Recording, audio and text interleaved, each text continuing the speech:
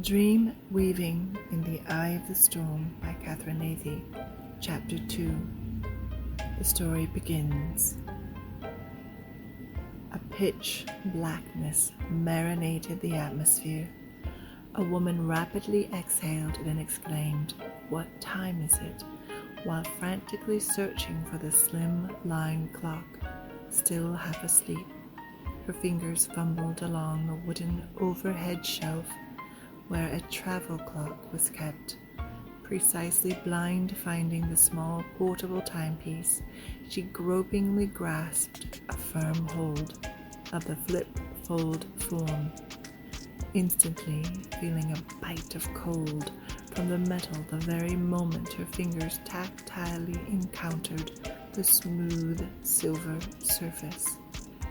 Awkwardly, she fetched the clock in hand, while using the other hand to sightlessly grab for a flashlight tucked parallel to some books on the self-same shelf. The light in the clock had long since burnt out, and with no other light nearby to assist, she flipped open the sleek gadget, shone the flashlight directly onto the screen, and squinted through sleep-stinging eyes to read the hour. The time, 6:26, was blurrily determined. The date and day of the week were marked below in a smaller font. Oh my goodness, it's nearly 7 o'clock in the evening. Did I really sleep that long? Oh, I was supposed to go to the Emperor's paper dragon with Uncle for Thanksgiving dinner. Upon seeing her human awake, a furry feline pawed and demanded affection. It did not take long before the smoky silver kitty cat quickly repositioned, purring without interruption as the long-haired furry creature curled even closer beside. The woman bestowed a couple of quick kisses atop the kitty's head before she gently slid the purring fur bunny, as the woman affectionately liked to refer to the kitty cat, over to the side just enough to forge an unobstructed pathway out of the confining bed space that was contained in the overhead compartment of an old Chinook camper. Hurriedly, aloud, and directed toward the lounging kitty cat, she said, as an urgent reminder to herself to pick up the pace, "Baby cat, I've got to go, go, go." In a dash, she threw on clothes, jeans, t-shirt, and a pastel flannel plaid overshirt. Haphazardly, she tied her bed-messed hair that traipsed across her shoulders and back into a French clip before she grabbed a Gore-Tex jacket. Within seconds, she jumped into a pair of magnolia gumboots, seized a small headlamp along with her keys, and stuffed the items into the pockets of her rain jacket. Once attired and equipped, she boldly leapt out into the onslaught of rain. Trekking through muddy terrain was invariably accompanied by long sloshing through a collection of puddles, which led to a downward slope of slick, soaked grass, and soon accelerated into a path bridging rich meadowland. Sweat forged over every inch of skin as heavy trickles of rain assisted a foot to slip every so often over the soggy terrain. Eventually, she reached a wooden gate displaying the texture of rough, sinewed fibers. The pronounced fibers ran the length of each rail, picket, and post. The gate was easily hurdled.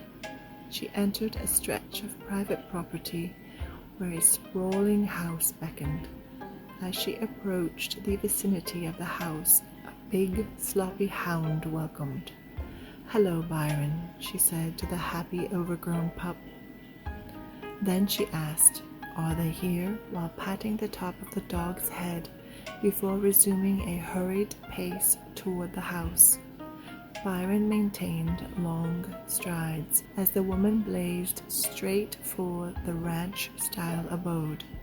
The hound's tongue pendulously hung out the side of his mouth as he bobbed across the wet ground. Suddenly, and rather erratically, the dog abruptly stumbled into a clumsy skid halt when the woman was obliged to stop for a second to mitigate her pinched breath. Wiping the moist beads of exertion from her forehead while looking at the big slobbery dog, she playfully asked, "What do you think?" Byron stared up at her and attempted to lift his long, rust-colored, floppy ears as he cocked his head to one side. "Am I late?" she asked, first to the hound. Then, under her breath, she declared, "Oh boy, I'm late. I am really late." Once she caught her breath, she kick-started into a running sprint, which lasted until she achieved the front door. Having arrived a few seconds ahead of her, Byron had plopped onto the porch like a tumble-bucking horse and presently pressed his nose against the door, communicating that he would like to be let into the house. Unfortunately, the governing house rules dictated that he had to stay outside. Promptly tucking into a sitting position, Byron actively waited for her to join him at the door, all the while wagging his long tail that thumped loudly on the doormat, eagerly hoping for a belly rub or at least another pat on the head.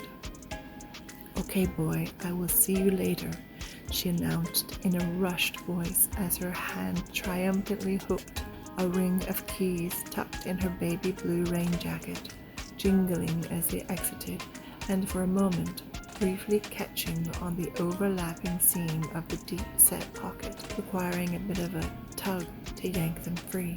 Using the colonial-style light, thankfully illuminated, to readily find the right key, she easily slipped the four-sided house key into the lock, unlocked the august hardwood door in one swift stroke, and made a rapid ingress with a beeline approach for the living room, where a television flickered in the background. All else was dark. The sound of snoring crescendoed from the direction of the couch. Walking around the arm of the sofa, she spotted her uncle snoozing. "Boy, he is a late sleeper today," she remarked. "Uncle," she said quietly, so as to not startle him awake. She repeated the same familiar title a couple more times. The snoring came to a quickened snort. "Huh? What? Huh?" he initially responded. His hair was mussed and sticking straight up in the front. He had the distinct glazed-over look of one submerged in utter grogginess. A puffy face held protruding eyes which were presently rendered bloodshot from being tired. His squinted eyes slowly blinked with lids that appeared rather swollen. He began to attempt to gain focused sight with a brief progression of rapidly fluttering his eyes.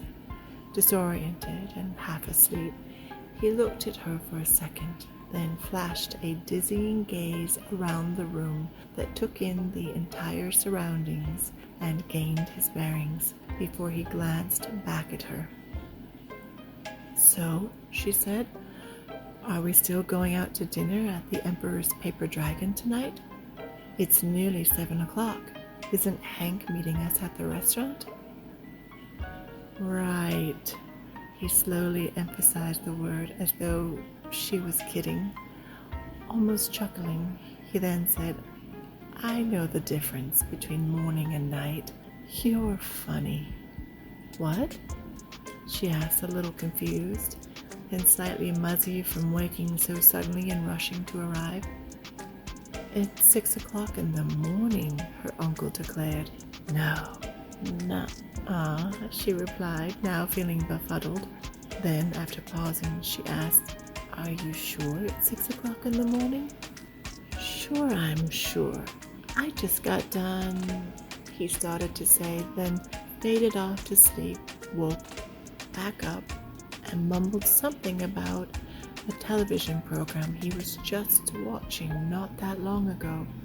"Ooh, I feel disoriented," she admitted. Well, sure you do, if you think it's evening, he said, half chuckling himself back to sleep. Slightly embarrassed, she returned to retrace her steps back toward the door. By the time she stepped around to the back of the Davenport, the sounds of his slumber had returned to full snoring volume. Reaching the front door in a hurry, she accomplished a hasty egress, mentally scribing a note mid-jaunt out the door to check her clock again once back at her lodgings, just to be sure. The sight of Byron barreling toward her interrupted her racing thoughts. She was ambushed by his hyper tail-wagging reception, which wiped her mind free of all but the present moment. The dog energetically sought the instant gratification of human affection with every inch of his furry body that wiggled in anticipation. Slouched in a hunch-like position, the dog eagerly entreated to be pet on his head while repeatedly pressing his nose against her thigh.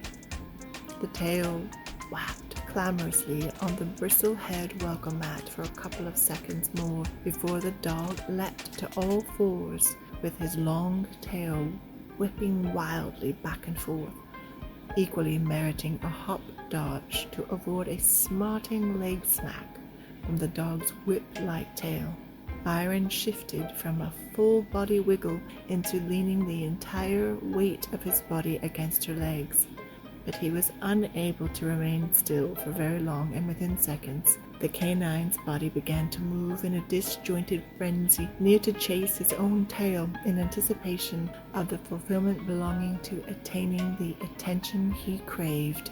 "Good dog, you're a good dog," she said, patting him on the head, giving Byron a quick rub down the length of his body before securing the self-locking door with a sharp snap shut to secure the lock. She turned to trudge the return route home with Byron in fast pursuit, bobbing close at her heels. "Hey boy, do you know what? I'm a goofball. I think it really is."